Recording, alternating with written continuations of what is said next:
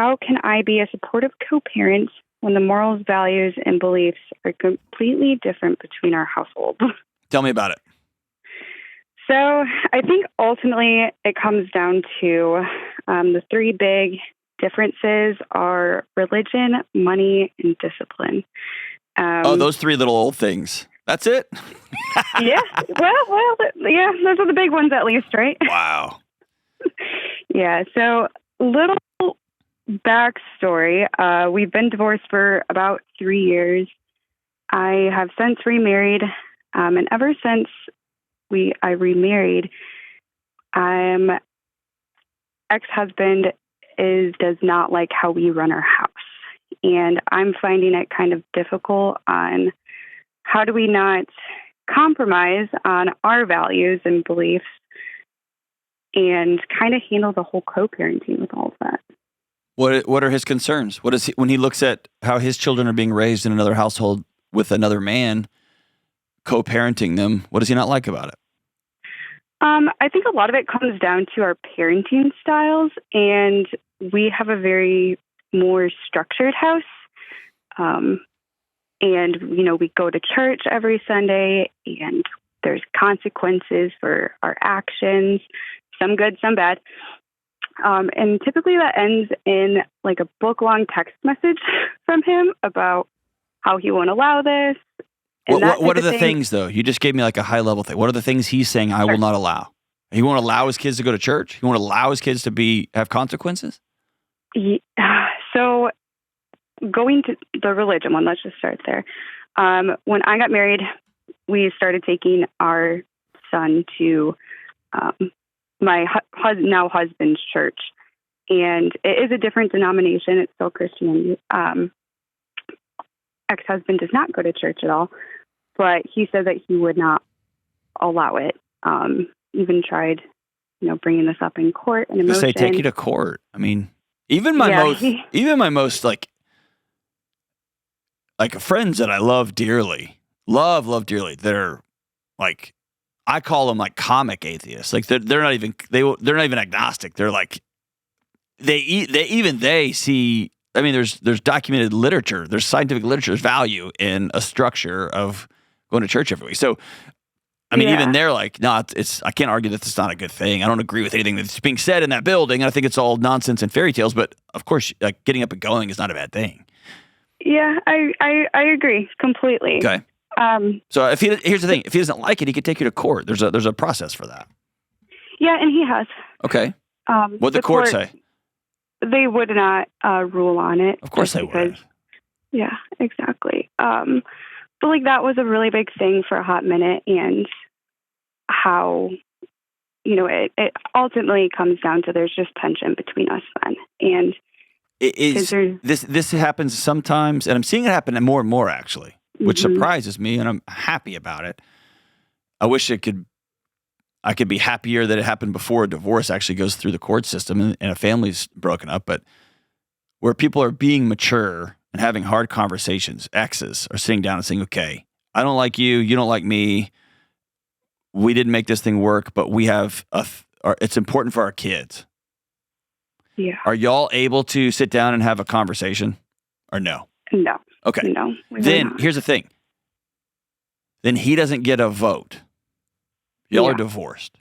As long as you are honoring those children and not abusing those children and raising them in the way that and your new spouse knows is the most loving, whole way we can treat these kids. Yeah. And regardless of the 15-page text messages that we get, we're never going to talk ill of their dad. Mm-hmm. We're just going to go through life doing the things that are living out our values. Because here's the deal, if your values were aligned, you wouldn't have got divorced. I agree. Right? So in that regard, he doesn't get a vote. And if he does want to try to assert a vote, he can go to court. There's a system for that. Yeah. My question for you is, if y'all can't sit down and have a conversation like adults, and one or both of you is going to choose to lob grenades back and forth via text message, why is that still bothering you? You've married somebody else. You have a new husband. You've moved on. Yeah, Why is that man still getting a vote in your life? I don't know. Currently working through it in therapy, Okay. But I think a lot of it brings up a lot of fear and anxiety. Why? Tell me about it. I shouldn't say why. That was too abrupt. Tell me about why. Tell me about the fear and the anxiousness. That it'll end up back in court. So fear is a thing. I'm worried the thing is going to happen. Mm-hmm. Anxiousness is worrying in the present about a thing that might happen in the future. Let me clear the deck for you. You will end up back in court. Right? Yeah. That's not a thing you can avoid.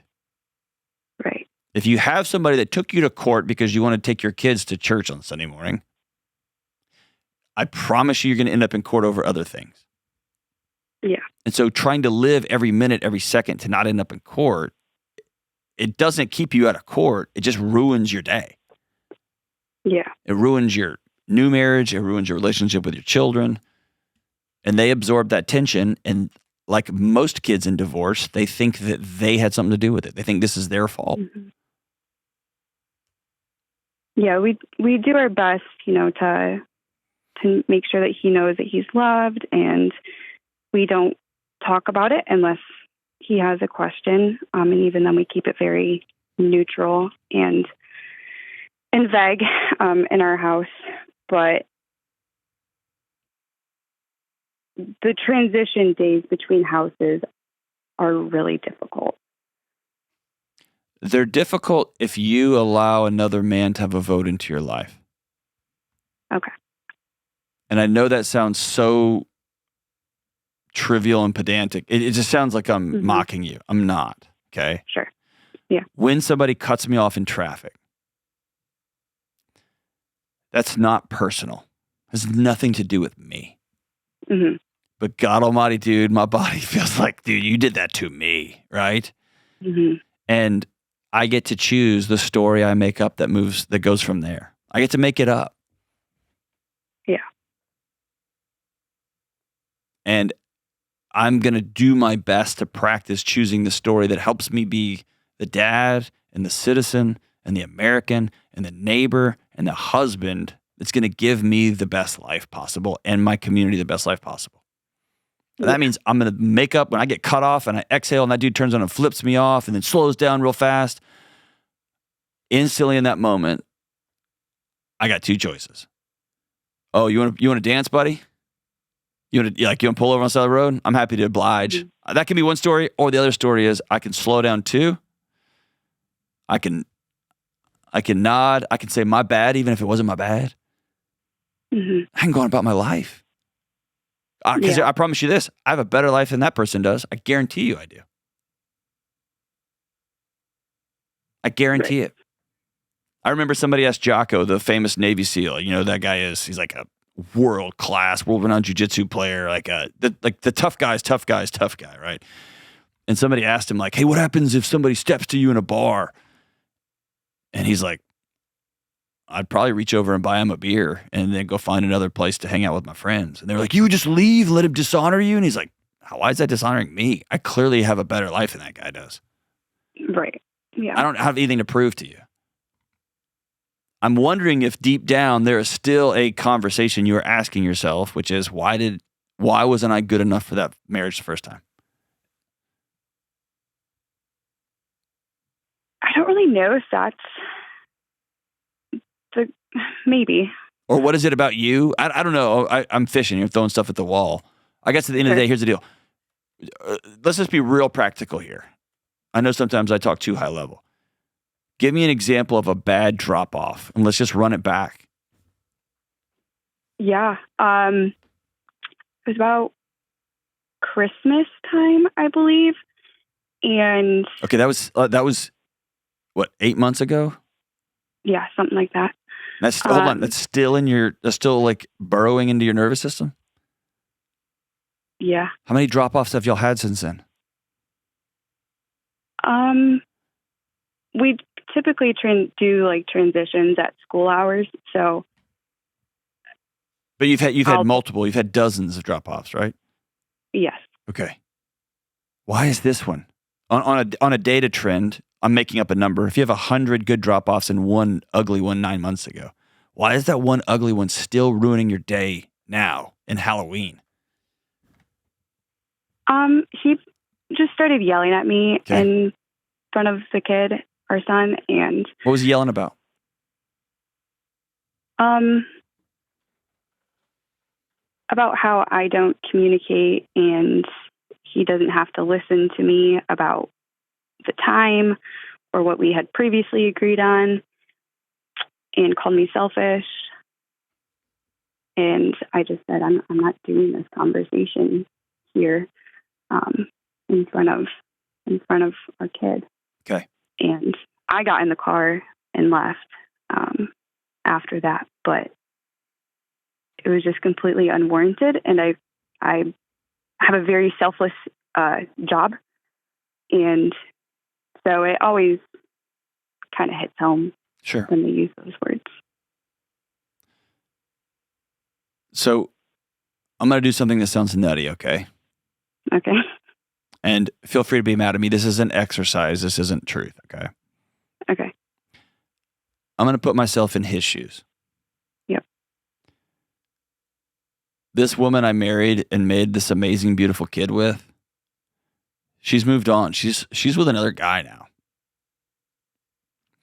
And around Christmas time, I only get to see my kid this much time. And somewhere buried in y'all's relationship was a good Christmas. Somewhere.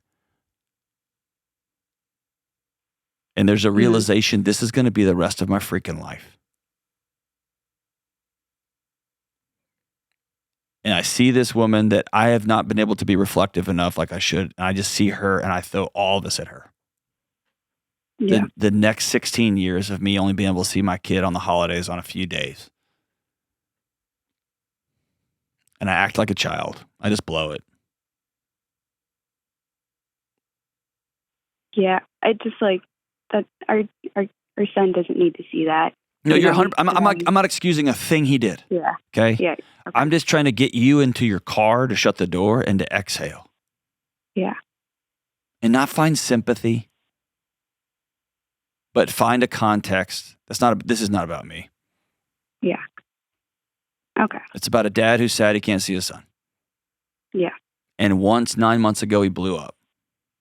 And by the way, the court would differ with some of the things he said. It's true. He doesn't have to listen to you. He doesn't, actually. Yeah. But the court's going to decide the time, and the court's going to decide the drop-off. So he does. And that's a guy screaming at in frustration. I get it. And here's the thing. I'm not excusing what he did. Yeah. I'm trying to give you some healing paths so that 9 months later, every drop-off, you don't grip the steering wheel extra tight. Yeah. Because your child's the one's absorbing all that. Yeah.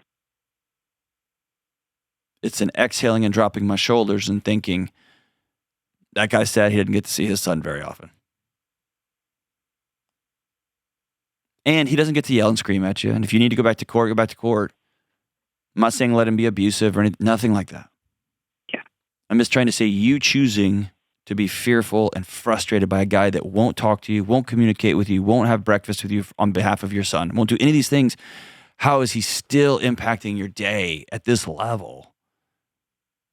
And that at some point is like this idea, like you don't get a vote. You don't get a vote anymore.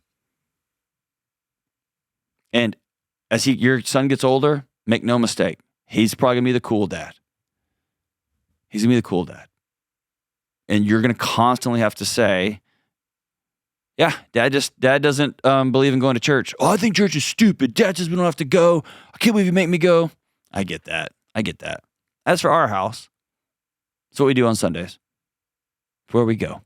And my hope is y'all go to a church where your son will find peace, will find acceptance, will find people with wide open doors saying, I don't care who you are, come on in. And his nervous system will tell him a different story over time. If y'all go to a hateful, angry, frustrating church, your kid's going to have that message reiterated by his dad. Be like, that's not a place for you. And he'd be like, yeah, I get that. So hopefully,